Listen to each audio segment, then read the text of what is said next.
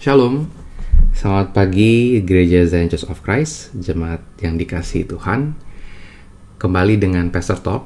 Di pagi hari ini, saya ingin membagikan kepada saudara terkait tubuh kita adalah bait Allah, yang diambil dari 1 Korintus 6 ayat ke-19.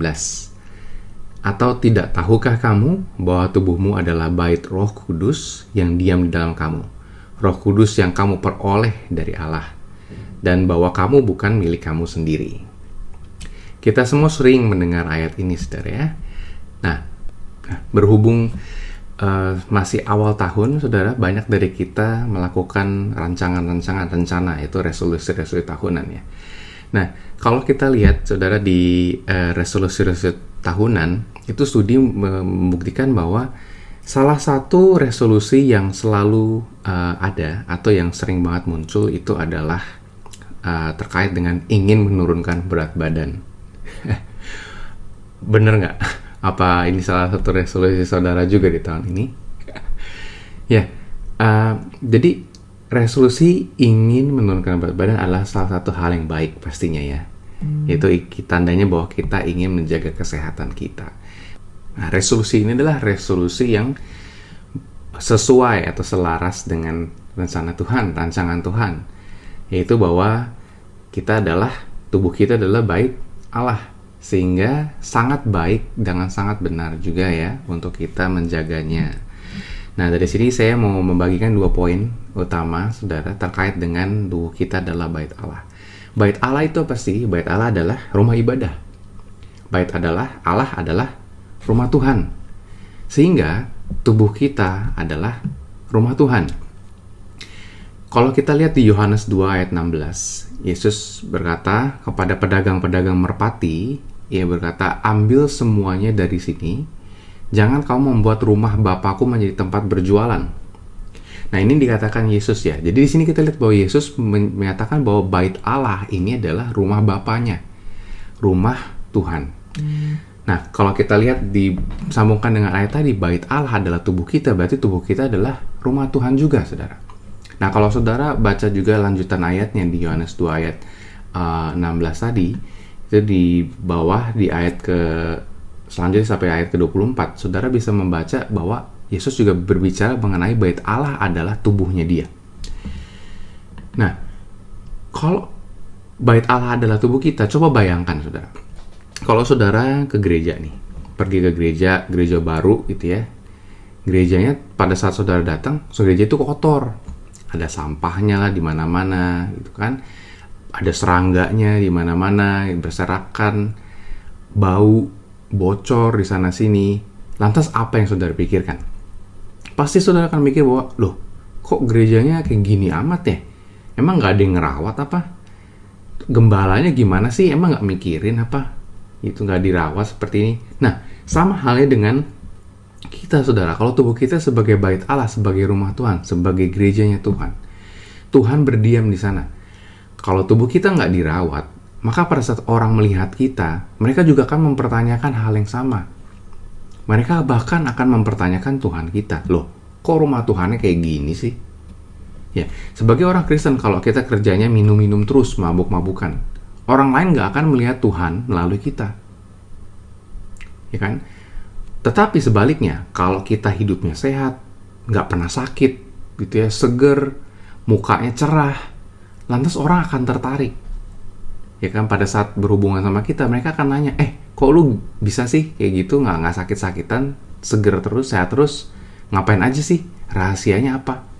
Betul nggak, saudara? Dan dengan demikian, tubuh kita dapat memuliakan nama Tuhan. Kita bisa berbagi dengan mereka. Oh ya, kita menjaga kesehatan dengan ini, dengan itu, dan lain sebagainya. Fungsi tubuh kita sebagai bait Allah, tempat untuk menyembah, tempat untuk memuliakan nama Tuhan bisa berjalan karena kita menjaga kesehatan kita. Poin yang kedua, saudara, kalau kita lihat di sini adalah karena tubuh kita adalah bait Allah, berarti tubuh kita juga merupakan persembahan. Roma 12 ayat yang pertama. Karena itu, saudara-saudara, demi kemurahan Allah, aku menasihatkan kamu, supaya kamu mempersembahkan tubuhmu sebagai persembahan yang hidup, yang kudus, dan yang berkenan kepada Allah. Itu adalah ibadahmu yang sejati. Kalau kita memberikan persembahan kepada raja, pasti kita akan memberikan yang terbaik Betul nggak, saudara? Yang sempurna, yang nggak ada cacatnya. Sama juga dalam, kalau misalnya kita dalam perkawinan gitu ya, saudara.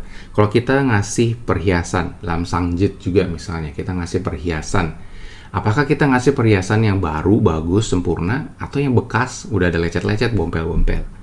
Pasti kan kita kasih yang masih sempurna, yang terbaru, itu yang bagus. Persembahan pada Allah melalui tubuh kita juga harus kita berikan yang sempurna. Maksudnya apa? Yang tidak bercacat, saudara. Jangan tubuh kita penuh dengan racun, penuh dengan penyakit. Maka dari itu, kita lihat di sini, menjaga kesehatan kita adalah bagian dari ibadah. Sangat penting, saudara, untuk kita bisa menjaga kesehatan kita. Makan dengan makanan yang sehat, ya kan? Istirahat juga, istirahat yang cukup. Jangan bergadang terus. Menghindari kebiasaan-kebiasaan buruk seperti rokok, obat-obatan, minuman keras, dan lain sebagainya. Kalau saudara lihat di ayat 1 Korintus 6 ayat 19 tadi, itu juga ditulis dalam perikop yang berbicara terkait percabulan. Sehingga menjaga kesehatan ini juga, atau menjaga tubuh kita bait Allah, juga berbicara mengenai bagaimana kita tidak boleh membiarkan tubuh kita tercemar. Janganlah mencemarkan tubuh kita melalui percabulan. Tubuh kita adalah bait Allah, yaitu tempat kita memberikan persembahan. Tubuh kita merupakan persembahan yang hidup bagi Tuhan. Sebagai ayat penutup, saudara, saya mau membacakan 1 Korintus 10 ayat 31.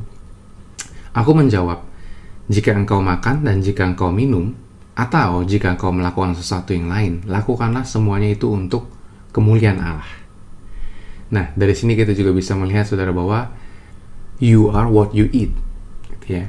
Kita adalah apa yang kita makan. Kalau kita memberikan makanan-makanan yang sehat, makanan-makanan yang penuh nutrisi, maka kita akan sehat. Tapi kalau kita memberikan makanan-makanan yang penuh dengan racun, itu ya makanan gorengan, ya kan, karsinogen dan sebagainya, maka tidak aneh kalau misalnya sakit. Jadi makan itu juga adalah bagian dari ibadah, saudara ya. Dari ayat yang 31 tadi, 1 Korintus 10 31, semuanya ini atau makan adalah kita lakukan untuk kemuliaan Allah.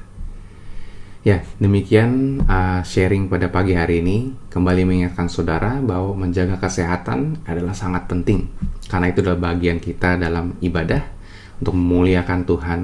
Menjaga tubuh kita, yaitu adalah bait Allah atau tubuh Kristus atau rumah Tuhan.